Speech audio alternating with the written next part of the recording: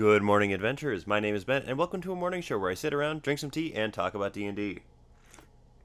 Oh, boy, that's good. So, first up in news today, we actually have some pretty big news. Unfortunate news, but still pretty big news. There has been a delay in the production and release of the upcoming books from Wizards that are supposed to be coming out this year. Fizban's Treasury of Dragons has been delayed by 1 week to October 26th as the release date, and Strixhaven, a Curriculum of Chaos, has been delayed by 3 weeks out to December 7th. They attributed it to what they can only describe as quote-unquote goblin issues, apparently.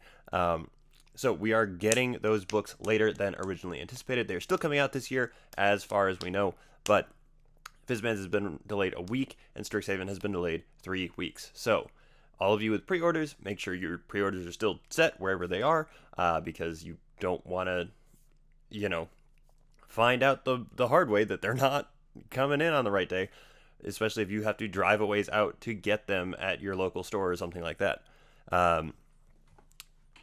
Additionally, Die Hard Dice is doing a limited run of Undertow Tone dice with Ginny D, or based on her most recent shoot or something like that. They are Ginny D themed, essentially. They are not quite like the Wormwood Ginny D dice, but they are based on her most recent production, which is pretty cool. If you don't know who Ginny D is, she's a pretty prominent cosplayer in the D&D community. One of the biggest, I would say, but maybe that's just the circle that I run in. She's phenomenal. She has her own YouTube channel. If you don't know who she is, definitely go check her out. She talks about a lot of different like DM player tips, that kind of thing. And she's really, really great. Really easy to listen to, and she explains stuff really, really well. And the final piece of news we have is that the pre-orders for German, Spanish, French, and Italian versions of the core books are live right now. I think they might be regional, so you'd have to be in a region that is predominantly that language speaking to get them on release day, at least, which is Friday, October 8th, so this upcoming Friday. But I'm sure you will be able to order them to wherever you are via the ye olde internet.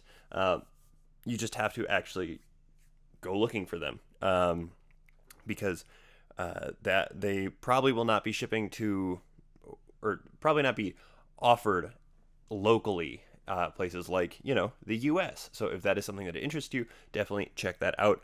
Specifically, the Spanish version is a Spain Spanish version, I'm pretty sure. If that makes a difference to you in your Spanish speaking / reading / interpretation, which I know it does. Next up, we have the streams for today. The only one I know of for sure is from the Tabletop Tavern _ that is twitch.tv / the Tabletop Tavern _ at 8 p.m. Eastern Time. They are in their second to last episode of their campaign tonight. So definitely check that out. It is DM'd by a good friend of mine, Jenny. She's phenomenal. If you don't know who she is, definitely check her out. JustJenny.tv on TikTok, or JustJenny _ on Twitch, or obviously the Tabletop Tavern _ if you want to see her running a game. Like I said, they're in their second to last episode of this campaign, so definitely go show them some love. Go show them support. Go show them some support so that they can finish out strong. And then be ready for their next campaign whenever they're going to launch that, which I believe is relatively soon. It might not be like immediately, but I think that they are planning on doing it, having a pretty quick turnaround. Pretty quick being, month, 2 months off, something like that. So go check them out. I think they have a backlog of episodes on their channel. I'm not positive, but they definitely deserve some support and some love. That is the only stream that I know of for sure tonight. If you know of any Thursday streams that are not Critical Role or this one, let me know, because I would love to know, and I would love to be able to plug them on this show. I'd love to be able to put together a master schedule where you can just go and see what's playing on the old D&D internet. Also, be keeping an eye out for tomorrow, Friday, October 8th, for the Legend of Vox Machina preview. I'm going to talk about it more tomorrow if I can, but in case you are one of the people that watches these videos in the evening instead of in the morning, I want to tell you on this one so that you can catch it tomorrow morning if you are able to. It is at 11 a.m. Eastern Time, 8 a.m. Pacific Time. They are doing a special preview of The Legend of Vox Machina. That is everything I have for streams. Moving on to TND. Today we have a mug that is the 1976 Father's Mug Limited Edition series, and it has a little boy skiing with a man in the background, presumably his father. Who knows though, because it could be anybody. Oh man, this one was a gift. It makes me giggle every time I see it. But that's all. It's just funny. The actual tea is a licorice root, slippery elm bark, orange peel, and one other thing that I cannot remember off the top of my head. It's very good. I had it before on the show. I really, really like it. It's the one that's supposed to be good for your throat, and like singers are supposed to really use it a lot or whatever. I've been talking a lot recently, so my voice is a little bit run down. You can hear a little bit of the burn in the back of my throat, so I have been drinking quite a bit of this recently. So, cheers. Anyway, moving on to what we are actually talking about today. I am excited about it. I am going back to Kobold Press today, and I am talking about the Tome of Beasts 2. Oh boy, I am so out of focus all of a sudden. Do I need to get my face close again? There we go. Yeah, there we go. Tome of Beasts 2. I talked about the Tome of Beasts 1 on the show already before. I love that book. I love this book a very similar amount to that book. I think that you should definitely check this out if you have not. Again, it is by, wait, it's on the side there. Oh, that way. Kobold Press. They make some phenomenal stuff. If you follow me on Instagram, you know that I got a whole heap of books from them yesterday from their Southlands, specifically Kickstarter, that I am so excited to read. I will talk about them on the show at some point, I am sure. But today, we get to talk about the Tome of Beasts 2, and I'm excited about it. So, the last time I talked about the Tome of Beasts 1, it was actually very topical and very relevant because they had a large section in there, really pretty much the largest section in the book, on Fae, which is super cool.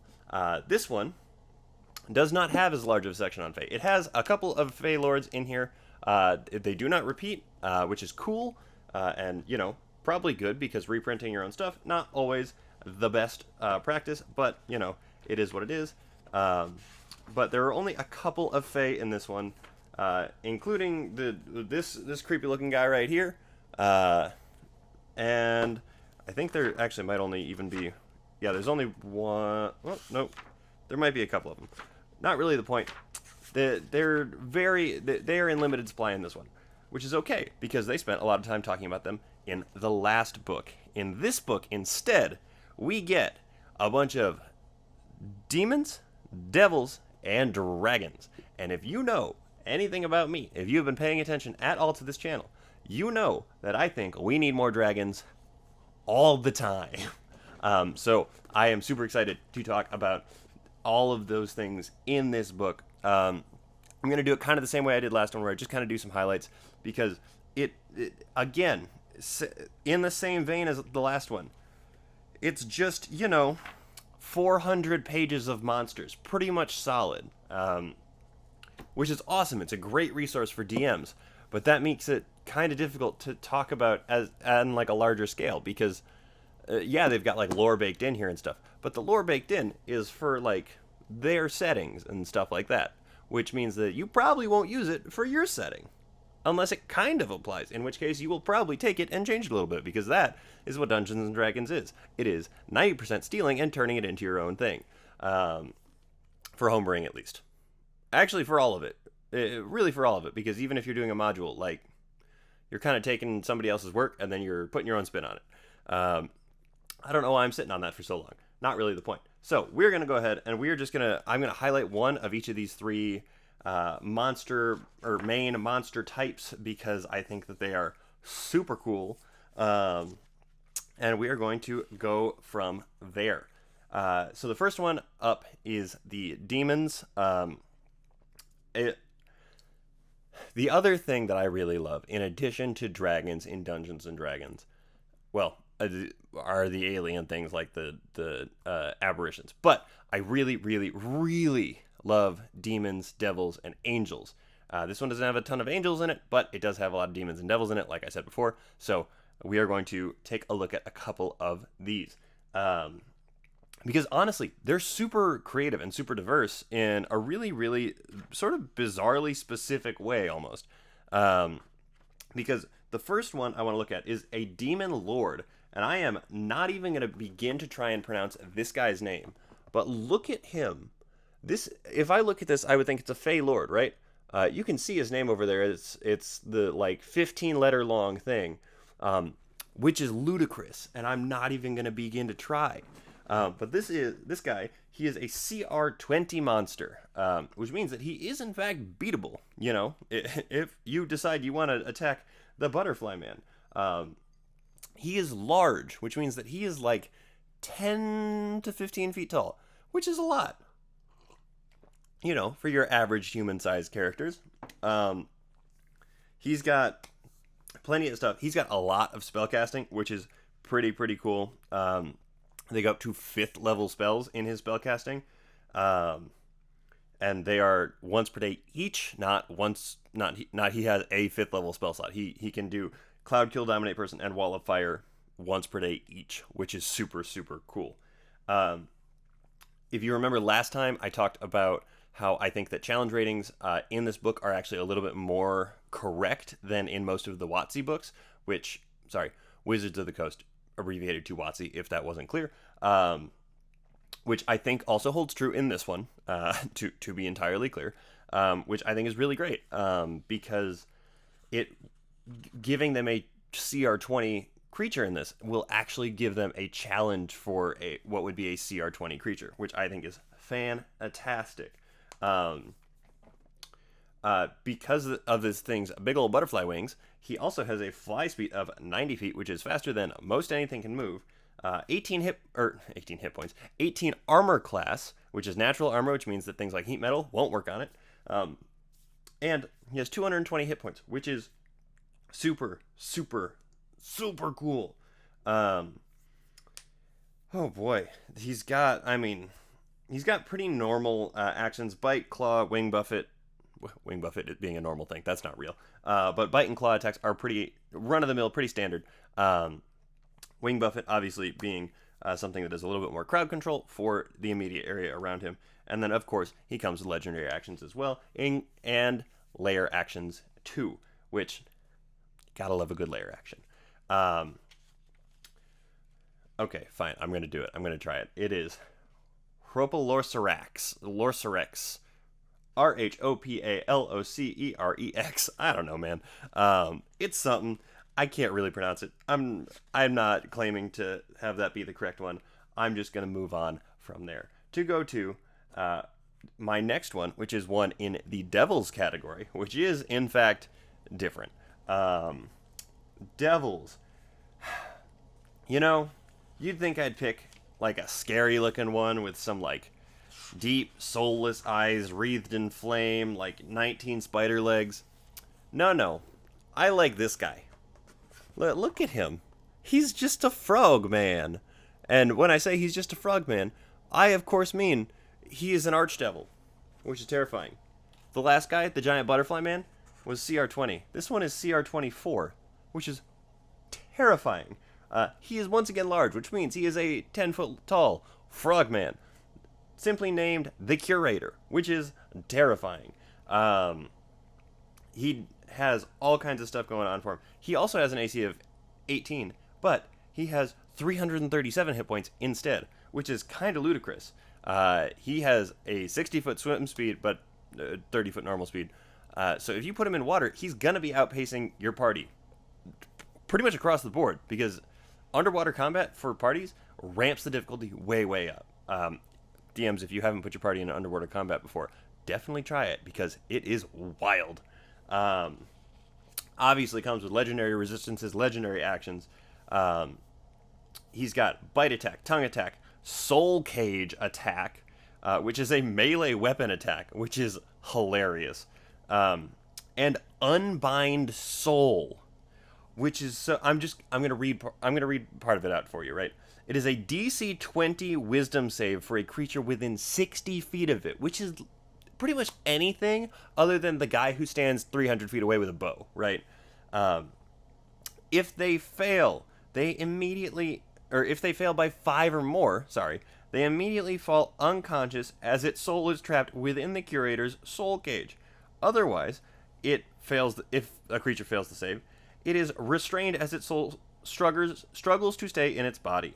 A restrained creature must repeat the saving throw at the end of the next turn, falling unconscious with its soul trapped in the soul cage on a failure or ending the effect on a success.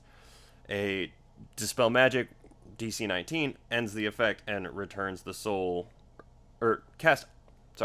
Dispel Magic DC 19 on the soul cage that the guy has releases all of the souls that are in the cage back to wherever the body was. And a creature's body can survive unconscious for 3 days without a soul like that. After the 3rd day, the body dies and the creature can't be resurrected unless its soul is freed. Which means that if this thing steals one of your party member's souls and takes off with it, you gotta hunt him down to get the soul released one way or another. And if you can't do it within 3 days, you're gonna have to resurrect your buddy. That's kind of crazy. I mean, obviously he's a very high level creature, very high level encounter, but that's crazy, right? Also, it's a recharge thing, so he can do this to every single party member. There is no limit to the number of souls he can have in the soul cage. That's terrifying and amazing, right? We're going to leave it at that for that one, with the terrifying image of a large frogman stealing your soul. And we're going to move on to the dragons, because you don't need me to say it anymore. I adore dragons. I love dragons so much.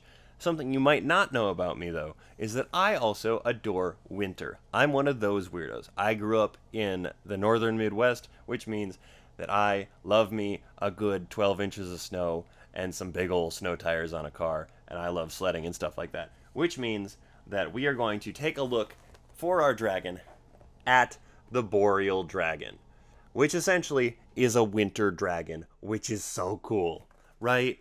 Like, that's so cool. And, I mean, while we're on the subject of the boreal dragon, look at the little baby boreal dragon. He's so cute. The other ones look just kind of like incrementally larger versions of the main boreal dragon. Not really the point. But an ancient boreal dragon, also CR24, gargantuan, obviously. Armor class 22. Hit points 407. Like, the Curator was scary, right? He was big and beefy and tough and stuff like that. Take that, ramp it up. You got this guy. Obviously, fly speed 80 feet means it can whip around the battlefield faster than anything you've got in your party, except for maybe a monk taking a step of the wind and dash or something like that. Actually, by the time you're fighting something like this, it should really just be one of those two. Not the point. But if your DM is playing dragons in the most intelligent way, like the way that a dragon would, this thing has a 17 intelligence, which I believe is higher than like a white dragon or something like that in the monster manual. Don't quote me on that because I'm not totally positive, but I'm pretty sure that's right.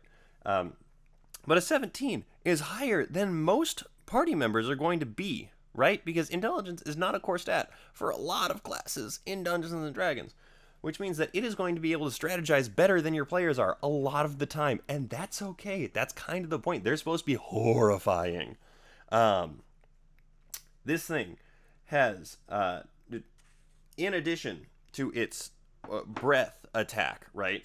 Which, by the way, it is cinder breath, superheated, like embers that come out of its body, which is so cool. Because the thing about boreal dragons is, right, that while yes, they live in the winter coldness, I'll read the lore bit to you. Boreal dragons inhabit the Arctic and alpine places of the world, from snow-capped conifer forests and frigid mountain peaks to flat icy plains and polar seas. Unlike white or silver dragons, however, boreal dragons are not creatures of cold, but rather of heat and flames. Their breath is filled with burning embers, and their preferred layers contain some sort of natural heat source. While this contradiction has puzzled many scholars of draconic lore, boreal dragons are unconcerned about such trivial matters and are likely to devour any sage or wizard impertinent enough to question their choice of habitat. So, in addition to being like these icy beings, they are these just like raging inferno sources, which is so cool, right? Because you gotta you love to see it. The next paragraph in that lore piece is titled "Dragons of Rage," so that's pretty cool.